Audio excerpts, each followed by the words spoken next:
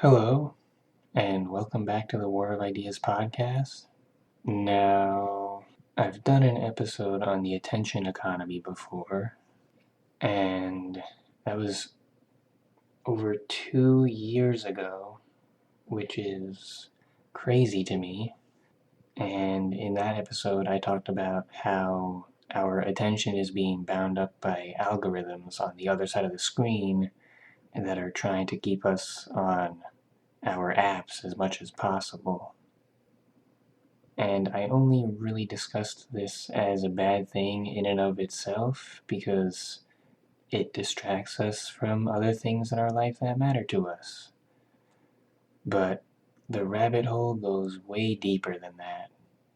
So I want to not just revisit that older episode, but go over things that I didn't mention, the consequences that stem from the attention economy. I wouldn't say listening to that episode, which is episode number 9, is a prerequisite to understanding or following along on this episode, but I wouldn't advise against it either. So when I talked about the attention economy before, I was saying how it distracts us and makes us retrospectively sad for thinking we wasted our time. I would think that's a feeling most people can relate to, that they've had at least once in their life, if not daily or weekly. Those days where you spend 4 hours on Facebook or 3 hours on Instagram, and then when you finally put the phone down for the night, you think, wow, I really shouldn't have wasted my time like that. But this isn't all the attention economy does. It's not just a distraction. It's not just a waste of time. It's not just something that makes people sad. There's a lot more we should be worried about. It doesn't just attempt to make us buy more shoes. Those are the intended effects, trying to make you buy more shoes. But the unintended effects the advertising model is having on these platforms are leading to intrusive influences on our lives that we either need to learn to deal with or try to change. So features like infinite scrolling and Snapchat streaks and the like button and the retweet button, these are purposefully put in place so you end up using the app more. And the more you use the apps and the more data you give about yourself, the tighter its grip can become on you. It's sort of like a positive feedback loop. So who am I talking about when I say its grip? Yes, it's the app's grip. It's Facebook. Facebook isn't a person. It's their machine learning algorithms. The more you use apps like Facebook and Twitter, the more information they can gather from you, the more data they can gather from you. Data like your location, your interests, the friends you like to engage with, and the friends you like to ignore. What type of food you like, what type of drinks you like. Are you an alcoholic? Do you do drugs? Do you do this? Do you do that? Everything they can learn about you, they do try to get to know about you. And when I say they, I don't mean there's actual humans who are keeping track of everyone's ice cream preferences. All 3 or 4 billion people that use Facebook, there's no people that actually know everyone's ice cream preference. There's just not enough manpower in the world to do that, even if they did want to do it. But we now are in an age of machine learning algorithms. They can keep track of your ice cream preferences. they can keep track of the friends you like, and the things you do, the things you type, the places you go. And the more data you give them by being on social media, the better the algorithm knows you. And the more it knows you, the easier it will be to keep you addicted to using their app. There's your positive feedback loop.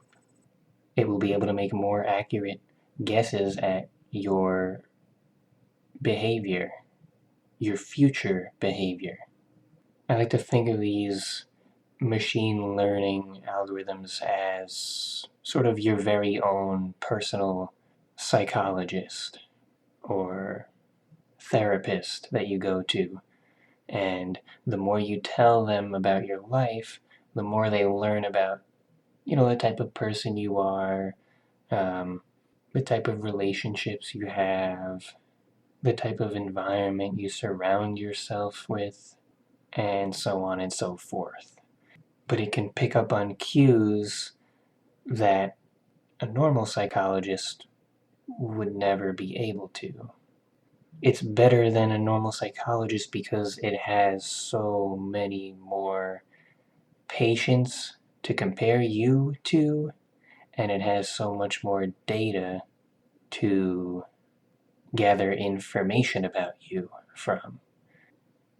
So we have a super powered psychologist who is paying attention to everything you do and trying to serve you ads that it thinks best suit you. So you might think, well, no matter how creepy you tried to make that just sound, Cody, if it's just to sell me a pair of shoes or a pair of tickets to Vegas, then it's okay. I'll deal with it. You might be thinking, hey, this might be a good thing that the algorithm knows me very well because I do want to look at ads that are tailored to me. That's a valid point. I can't take anything away from that, but I just want to tell you this psychologist doesn't work for you. The algorithm doesn't work for you. You're not the customer. The algorithm works for Coca-Cola. It works for Starbucks. You don't pay any money to sign up on Facebook. Coca-Cola pays money to sign up on Facebook. Here's Tristan Harris, my buddy from my Attention Economy episode, telling us what Facebook has done to really serve us since it was released all those years ago. These are zero price monopolies because we get the product for free. However, our value to tech platforms has been going up over time. So in a way, the price has been going up. If you measure the price as a difference between zero, one static is that number, and then how much money they're making on me. Whereas the quality and benefits of the service haven't really improved that much. I mean, that's the sad thing we're talking about here is, why would it be better to do it this way? How inspiring is Facebook when it's basically the same product as it was 7 years ago? It hasn't changed almost at all. We're talking about a world where all those thousands of engineers would go to work trying to help you every day and actually make society better, not just, make the ad system better. Think about it. Why would the stocks of tech companies like Facebook and Google be skyrocketing higher than most other companies when we don't even pay them to use their service? Because just like Tristan said, our value to ad companies has gone up. And why has it gone up? Like I said before, the positive feedback loop of machine learning algorithms. The more people that go on, the longer they can keep you on, the more they learn about you to exploit your weaknesses and persuade you to stay on the app longer. And the more money Coca-Cola makes from people buying their product thanks to Facebook ads, the more Facebook can charge Coca-Cola to put their ads on the website. What do you think all the people working at Facebook do? What do you think the software engineers do? The app has already been created. What type of updates are they bringing to the app? Things like redesigning the search bar or redesigning the home button, putting the groups button, the profile button, the notifications button, putting them in a certain order or placing them in a different part of the screen. All these things are done in an effort not only just to keep the app feeling fresh, but to keep you on longer. We're at a point where these companies know that if they just keep that notification button and they make sure there's at least some number on there with that red indicator, oh, I have 43 notifications, oh, I have 7 notifications. We're at a point where these companies can see the data and see that they get a 4% increase in the amount of time people spend on the app when their notification tab has that red bar above it that tells you how many notifications you have. Where on eBay or Amazon, if the buy button was changed to a different color, that they'll get 3% more sales. And if you don't believe me, Google the phrase Google Analytics. Google prides themselves on being able to tell companies things like this. Things like change the color of these two tabs on your screen and you will get a 7% increase in app usage. If you have infinite scrolling instead of having people go page by page, you'll get a 6% increase in sales. This is everywhere. So instead of improving the product or the service that these companies provide, they're paying Google to tell them how to rearrange the buttons on their website so that people buy more stuff, or people listen to more music, or people scroll Facebook longer. And the real problem is they're getting too good at it. They're beginning to know the customer better than the customer knows themselves. Of course, we have the good side of all this. If I can get all these services for free in exchange for watching some ads that I can brush off, that I know I can brush off, then it's totally worth it to me. I give my location data to Google and I get great GPS out of it. Fair deal. I give my name and interests to Facebook and I can connect to other people who like the same hobbies as I do. Good deal. I post on Facebook that I love ice cream and I have a sweet tooth, and I start getting ads for new low-carb ice cream. These are all good things. There's plenty of great things that come out of this. The fact that we get them for free is a good thing. Well, here's where we start getting into new territory that I did not go over in the attention economy episode. Here's where things get a little darker. Here's where the word dystopian comes to mind. This is a far cry from an ad for ice cream. Let's think of a new situation. Something like, how likely is this person to buy tickets to Las Vegas in the next 3 months?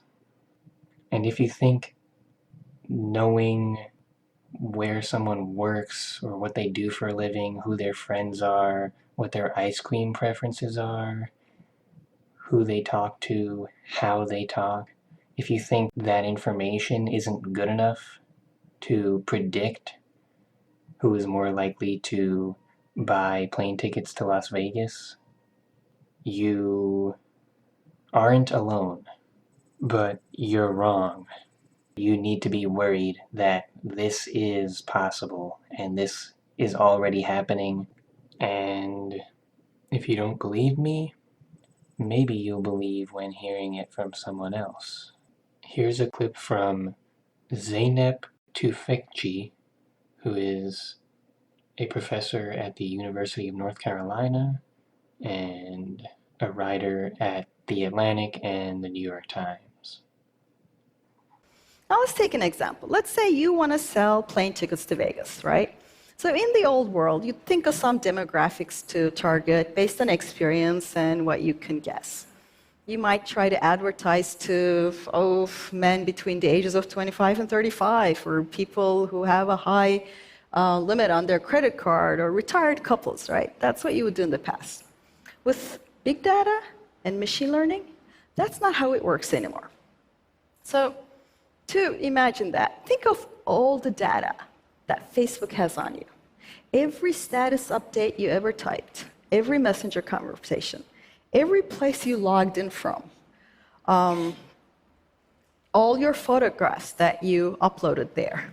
If you start typing something and change your mind and delete it, Facebook keeps those and analyzes them too. Increasingly, it tries to match you with your offline data. It also purchases a lot of data from data brokers. It could be everything from your financial records to a good chunk of your browsing history, right?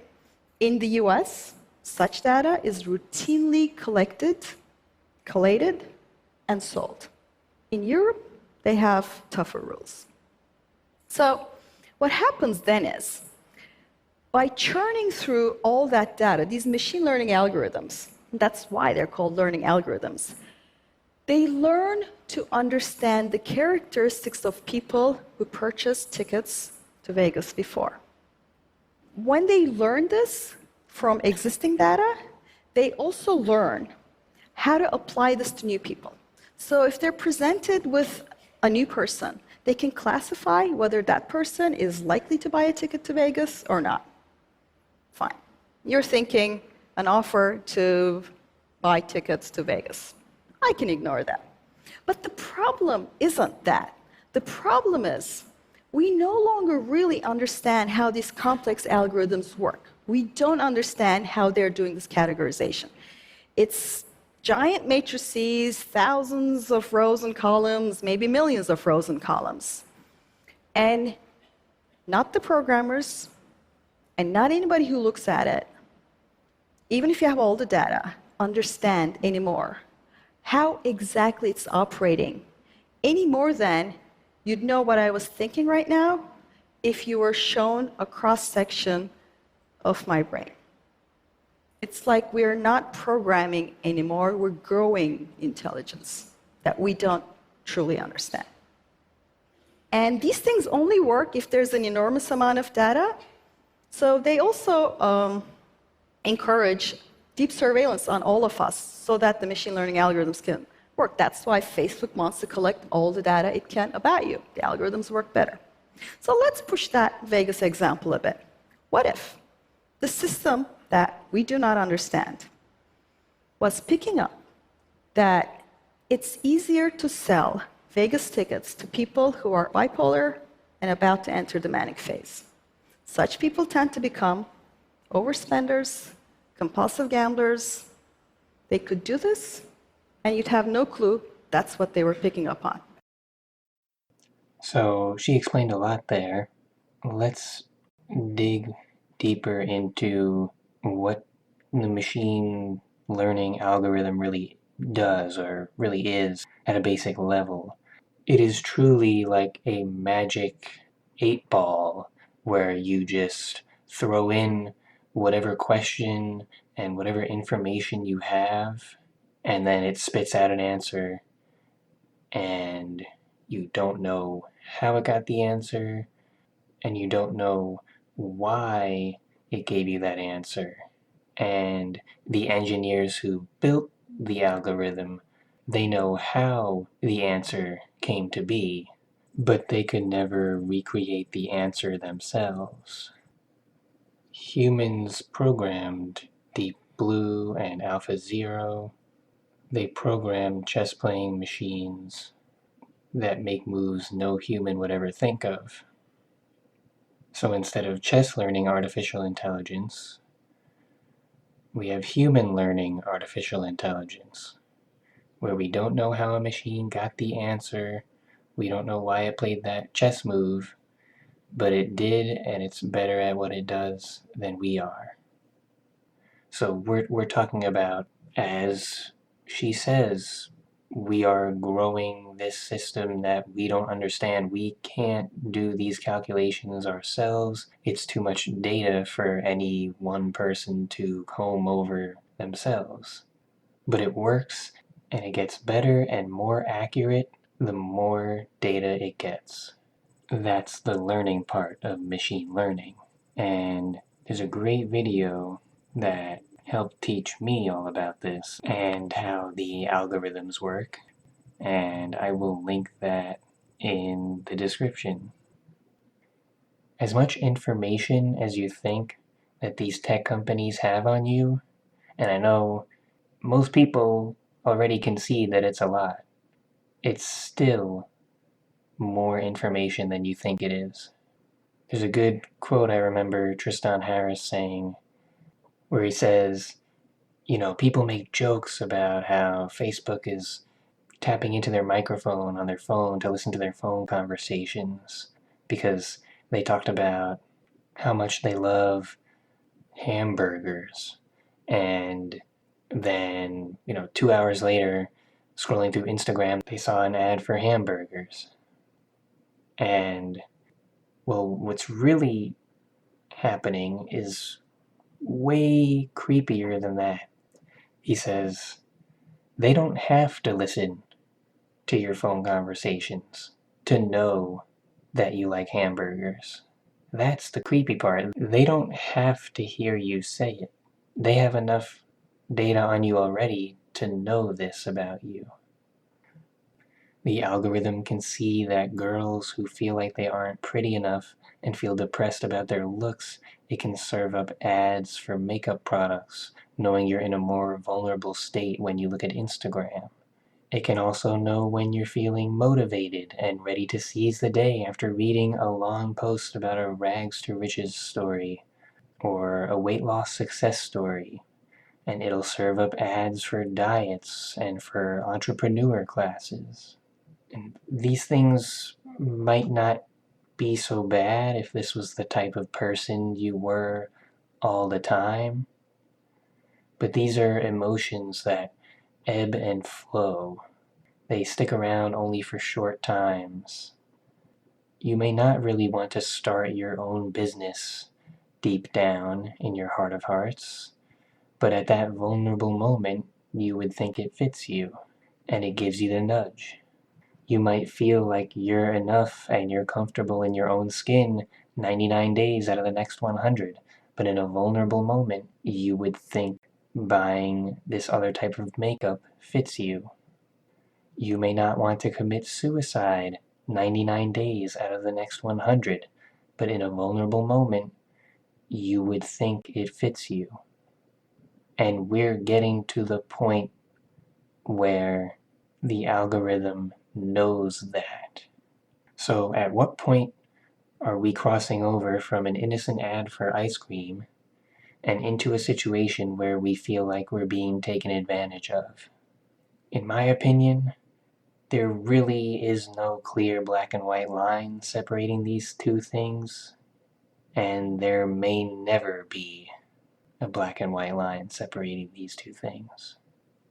And this makes it all the more important to really decide what we're going to do and set some ground rules.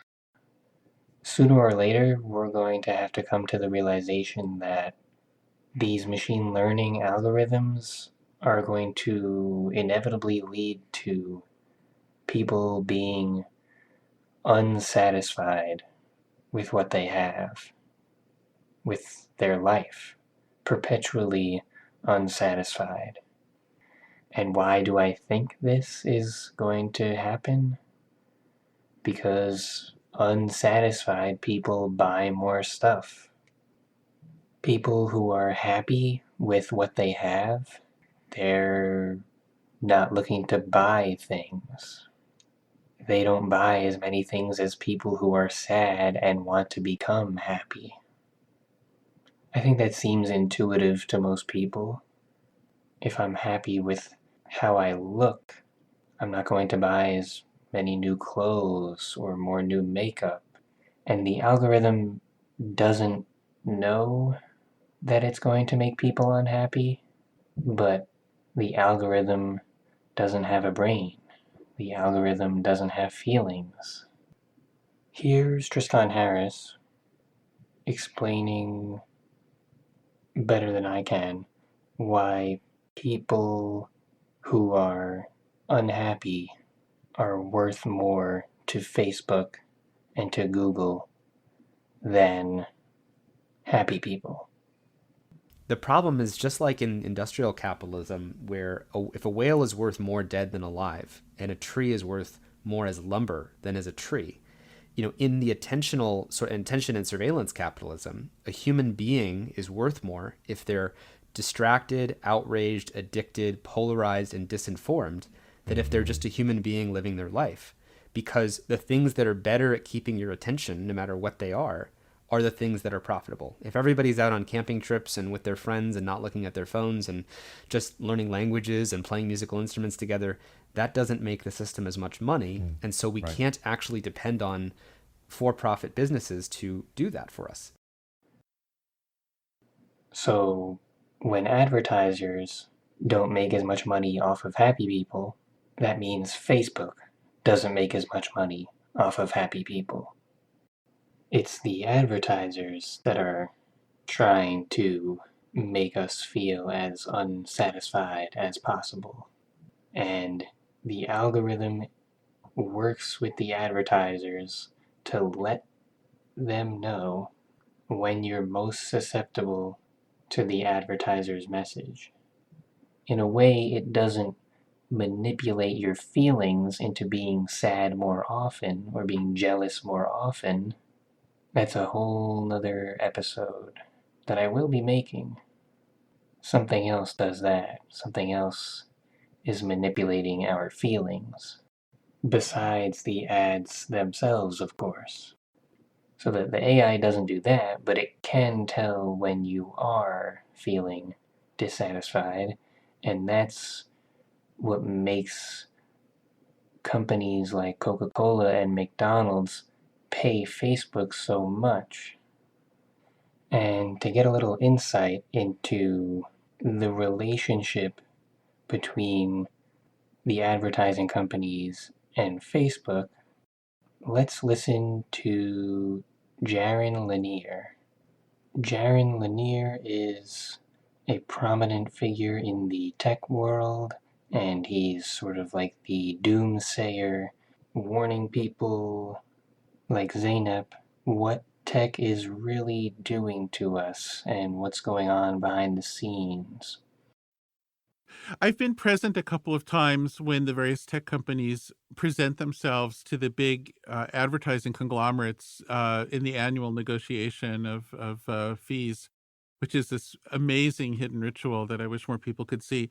And when you'll see the representatives from companies like Facebook and Google present themselves, they're so overreaching and creepy, and they probably are exaggerating, but they'll talk about being able to just measure your soul. I mean, it'll just be like, oh, we're measuring the movement of your phone, which can tell us how you're walking, and then from that we can derive your mood and whether you're having a period if you're a woman, all kinds of stuff. We're following where you go. We're following all this stuff. We're following your voice tone when you do voice stuff. We're following your facial expression if we have a camera on you. We're measuring all this stuff. We know all these things about your health that you'll never know. We know all these things about your mood, about your mental state, about your state of attention. And we offer all of this amazing encyclopedia of spying on you to you, our true customer, if only you'll give us more money so you can have your piece of controlling the world. It's just such a weird thing. And now, in terms of the ground truth of how much is actually measured and how much of that measurement is actually valid, and of the data that's valid, that's gathered, how much of it is used in any way that preserves any of that validity, That's extremely hard to determine. I don't think anybody really knows, and it's constantly in flux. But at any rate, the attitude is get as much as you can and be as creepy about it as possible when you're trying to earn money from your true customers.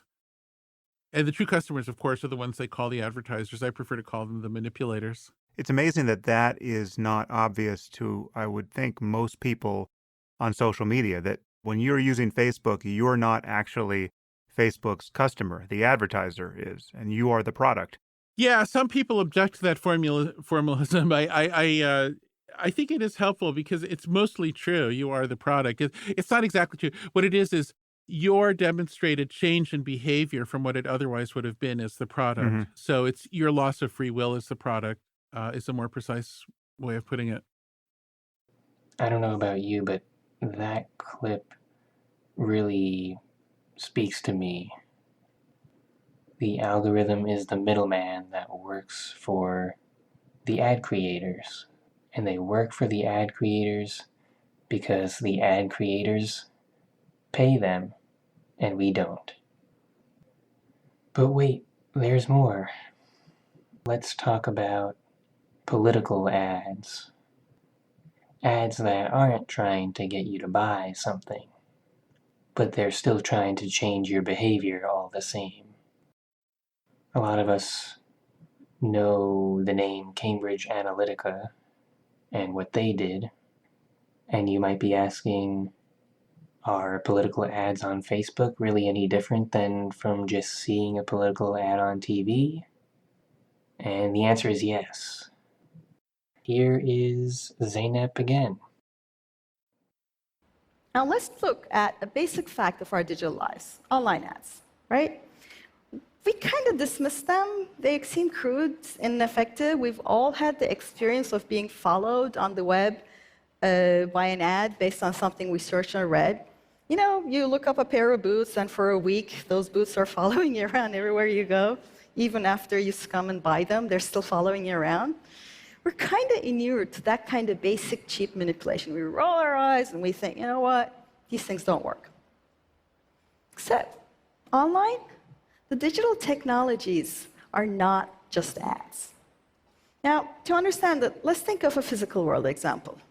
You know how at the checkout counters near supermarkets, near the cashier, there's candy and gum at the eye level of kids? Now, that's designed to make them whine at their parents, just as the parents about to sort of check out. Now, that's a persuasion architecture. It's not nice, but it kind of works. That's why you see it in every supermarket. Now, in the physical world, such persuasion architectures are kind of limited because you can only put so many things by the cashier, right? And the candy and gum, it's the same for everyone, even though it mostly works only for people who have whiny little humans beside them. In the physical world, we live with those limitations. In the digital world, though, persuasion architectures can be built at the scale of billions, and they can target, infer, understand, and be deployed at individuals one by figuring out your weaknesses, and they can be sent to everyone's phone private screen, so it's not visible to us. And that's different. And that's just one of the basic things that artificial intelligence can do. As a public and as citizens, we no longer know if we're seeing the same information or what anybody else is seeing. And without a common basis of information, little by little, public debate is becoming impossible. And we're just at the beginning stages of this. These algorithms can quite easily infer things like your people's ethnicity, religious and political views, personality traits, intelligence, happiness, use of addictive substances, parental separation, age, and genders, just from Facebook likes. So Facebook's market capitalization is approaching $500 billion. It's because it works great as a persuasion architecture. But the structure of that architecture is the same whether you're selling shoes or whether you're selling politics. The algorithms do not know the difference. The same algorithms set loose upon us to make us more pliable for ads are also organizing our political, personal, and social information flows. And that's what's got to change. Basically, it's what TV ads wish they could do. The difference is the online ads are just flat out way more effective at persuading you. And that's a problem. Once again, another gray area. This is not black and white. At what point does persuasion cross over into manipulation? So what I'm trying to say is we've reached that point with these ads on the internet, and especially the political ones that have consequences for other people, not just yourself. You know, you buying a new pair of shoes affects you and you only for the most part, but persuading people to vote affects everybody. It's easy to brush off an ad for new sunglasses. Most of us have learned to become protective of our wallets when it comes to ads these days. But what happens when the ad is too good at its job? What if the ad isn't trying to convince you to buy something? What if it's just trying to put a thought into your mind? It might not be a Democrat bad, Republican good ad. Most of us know it's near impossible to get someone who loves Trump to vote Democrat this year, and impossible to get a Democrat to vote for Donald Trump over a literal murderer. And political campaigns know this. They know this just as well as you do. It's far more likely the ads that work are the ones that try to convince people not to vote at all. Telling you, both sides suck, why not just stay at home? Why vote for the lesser of two evils? And it micro-targets those ads towards people inclined to depression, towards people it knows don't like getting out of the house. It becomes less of a who do you agree with on the issues the most election, and becomes more of an abuse of human psychology based on specific vulnerabilities and who can prey on those vulnerabilities the most. Here's an example from Zeynep.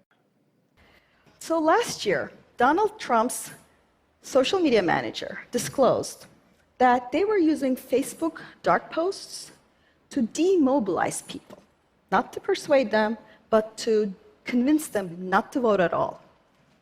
And to do that, they targeted specifically, for example, African American men in key cities like Philadelphia. And I'm going to read exactly what he said.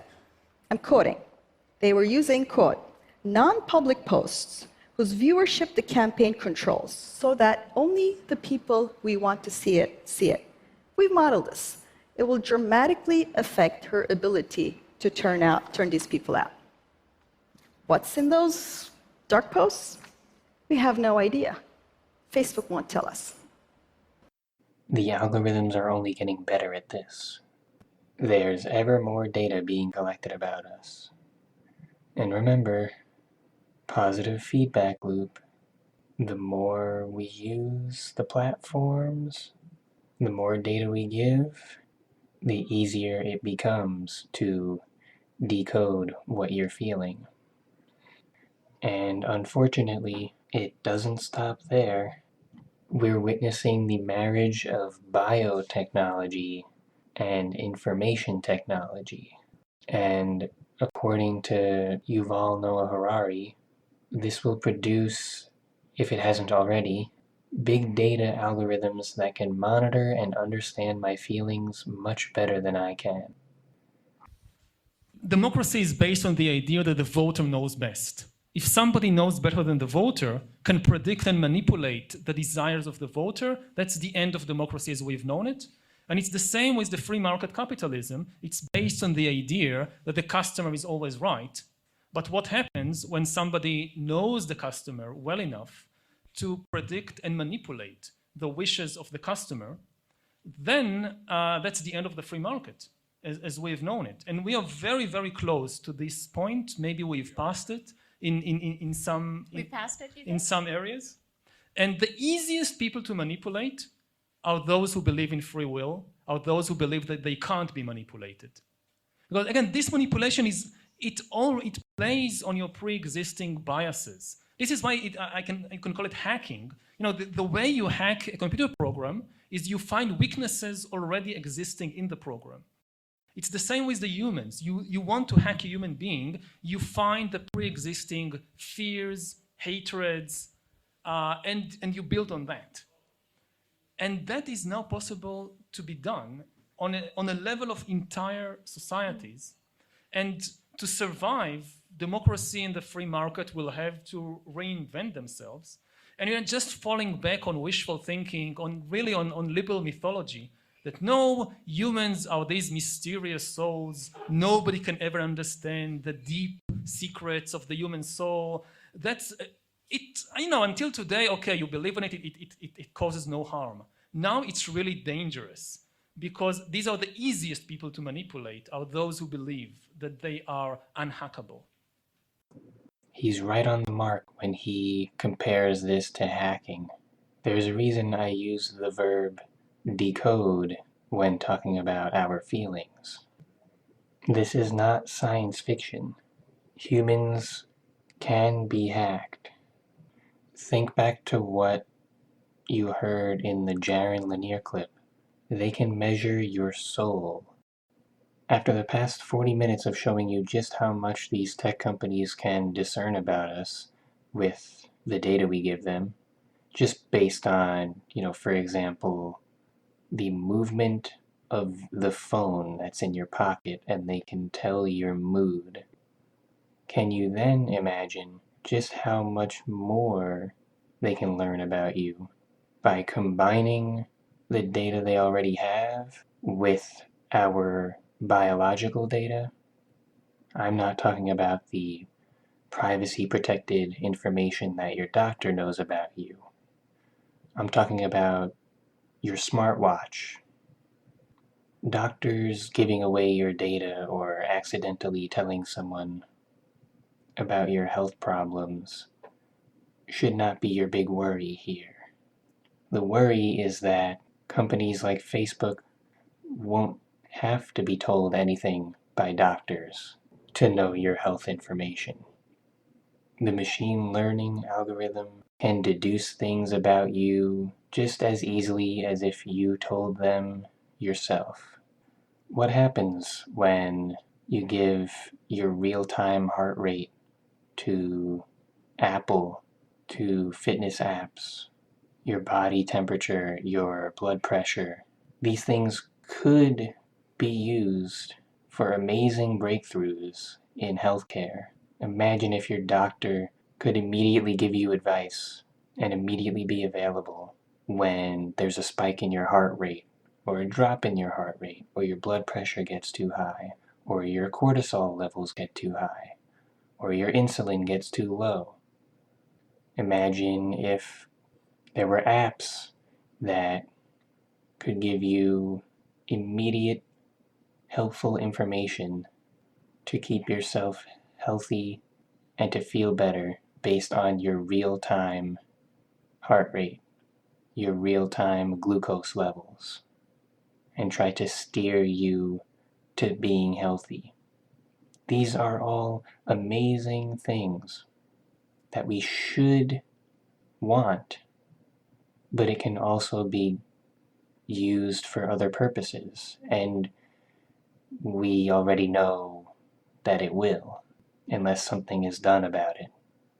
Imagine you're watching a TV show on Netflix, and this tells Netflix a little bit about you, what type of shows you like to watch. If it sees you're binge watching, it knows you like the series. If you leave in the first 10 minutes and don't come back for a week, it knows you might not like the series. But what happens if it can see what your heart rate is when watching the TV show? It can see your blood pressure when watching the TV show. Machine learning algorithms will be able to tell exactly what you think about a TV show, exactly what you think about a podcast, exactly what you think about somebody's Facebook post, exactly what you think about an ad. They can know if this piece of content is making you angry, if it's making you laugh, if you're bored, if you agree with a post, if you disagree with a post. These things can all be discerned with heart rate, and the more biometric data we give, the easier it will be. Let's listen to a short clip of a study that was done where somebody's own heart rate was used to fool them into thinking something about themselves that wasn't actually true. You send out a female grad student to do a survey, and she goes into a park. She does this in two parts of the park. So one place, she goes up to men passing a bench, and she says, "Hey, I'm doing a psychology questionnaire. Will you fill it in?" And this questionnaire is irrelevant. And at the end, she says, "You seem really nice. This is my phone number. You should give me a call sometime." And then she does it in another part of the park. So there's a really rickety bridge in this park where when people walk across the park, their heartbeat gets elevated because they become nervous, right? Because it feels rickety. And she stands at the end of that bridge and does exactly the same thing. They fill in the questionnaire and she says, "Here's my number." And they wanted to figure out, would people, I've always felt really sorry, by the way, for the men who were in this, who thought some hot girl was like chatting them up. But anyway, they wanted to see, would there be a difference in how many men called them, how many men called her, i.e., would people misread their physical elevation at crossing the bridge for sexual attraction, which of course has the same physical symptoms, right? It goes back to your framing question. You know, your heart's beating fast, you feel a bit flushed. And I think the figure was saying like there were 70% more people called on the bridge after they'd walked across the bridge than if they'd met her on the bench. It was a very significant gap, right? So that, again, that shows us what they thought they were feeling physical attraction to this woman. In fact, they were feeling aroused because of nervousness because of a bridge. Professor Wilson did lots of really interesting experiments about this, but this is very common among human beings. We profoundly misread why we feel the way we do. So after hearing that, we can sort of realize that we might not know what's best ourselves. We can be tricked by our own heart rate, and we can do things we otherwise wouldn't have based on how we're feeling at that exact moment. This example of human error, humans not being able to 100% accurately figure out why their body is acting in a certain way, reminds me to point out something Yuval Noah Harari has said, which is the machine learning algorithms don't have to be 100% accurate. They might mistake your elevated heart rate for attraction when in fact your dog jumped on the couch at that moment and surprised you, and it would have no idea and would think you are attracted to something you saw in the advertisement you were looking at. But the algorithm doesn't have to be 100% accurate. It only has to be more accurate than you are. And because this is important, I'm going to put in another clip of Yuval Noah Harari. We suddenly have a completely new technology to hack human beings, to understand humans better than they understand themselves, to understand human desires, to know what I want better than I know it, and also, of course, to manipulate what I want. It goes together.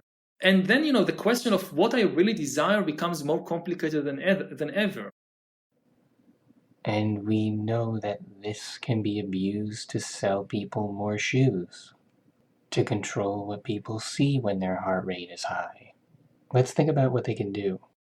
They can create new ads that specifically try to raise your heart rate. And then they get the feedback from Google Analytics. Coca-Cola says, okay, this new ad we rolled out made people's heart rate basically not do anything. Let's try a new ad. okay, this new ad, we found there was a 2% increase in heart rate among people that viewed it. Okay, let's try a new ad. Let's get that to 4%, 6%, 8%. Let's get analytics to see just how much more people buy things when their heart rate goes up. Just how much more engagement we get when people's heart rate goes up. Just how much more people remember our ads when their heart rate goes up. Just how often these people vote when their heart rate goes up after seeing our ad.